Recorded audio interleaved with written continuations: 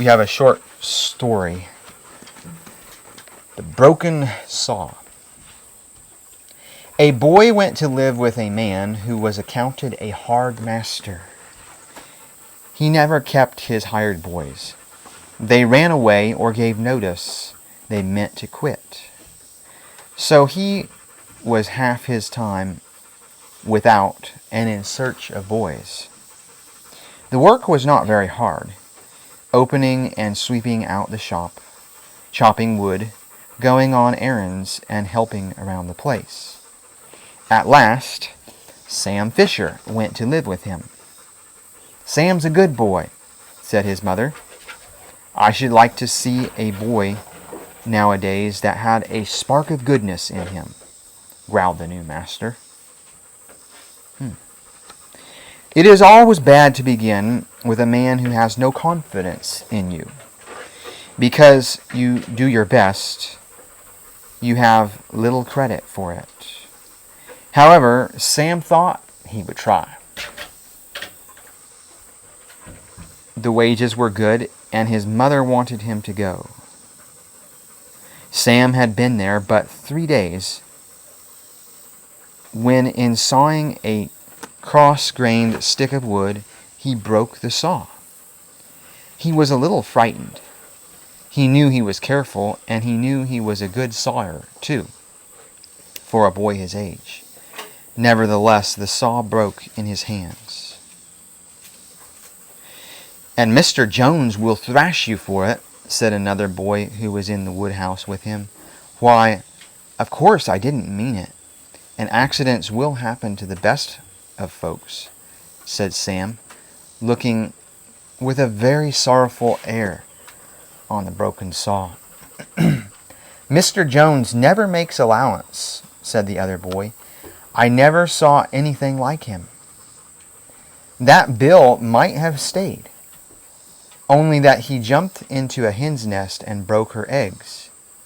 He did not dare tell of it, but Mr. Jones kept suspecting and laid everything out of the way to Bill, whether Bill was to blame or not, till Bill couldn't stand it and wouldn't." "Did he tell Mr. Jones about the eggs?" asked Sam. "No," said the boy. "He was afraid. Mr. Jones has such a temper." "I think it would have been best if he told him right away," said Sam. "I suspect you'll find it better to preach than to practice," said the boy. "I'd run away before I'd tell him."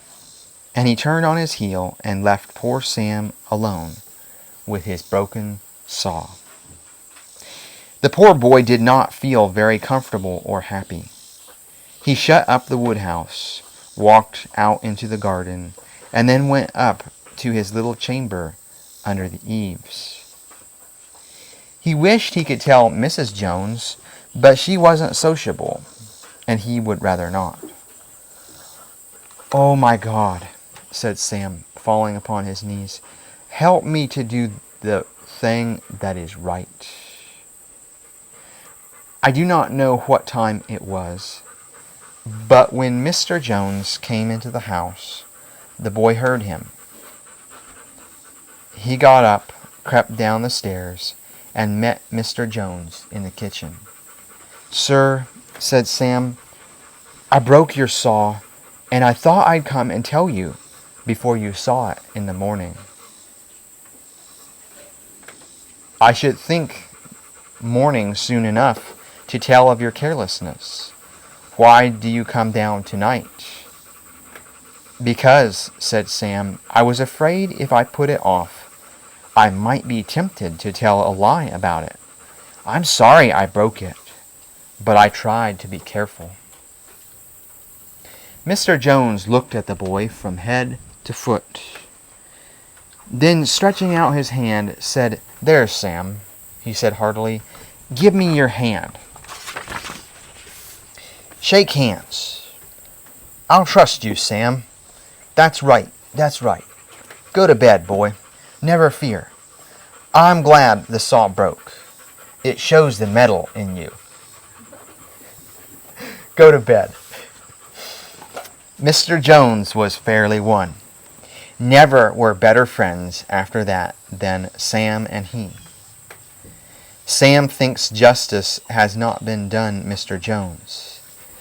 If the boys had treated him honestly and above board, he would have been a good gentleman to live with. It was their conduct which soured and made him suspicious. I do not know how this is. I only know that Sam Fisher finds in Mr. Jones a kind and faithful master. He said, I'm glad the saw broke. It shows the metal in you. What kind of metal is in us? If we find that the metal in us is weak or worthless, let's go to the smith. His name is Jesus Christ.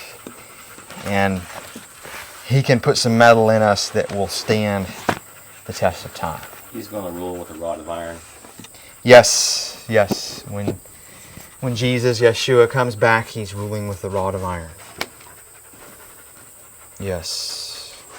Some are building on a foundation of wood, hay, and stubble that will be burned up or swept away. But those who build upon the rock, those that have the precious metal, the gold, the silver, tried in the fire, they will go through that fire. Only refined, only purified, not burned up.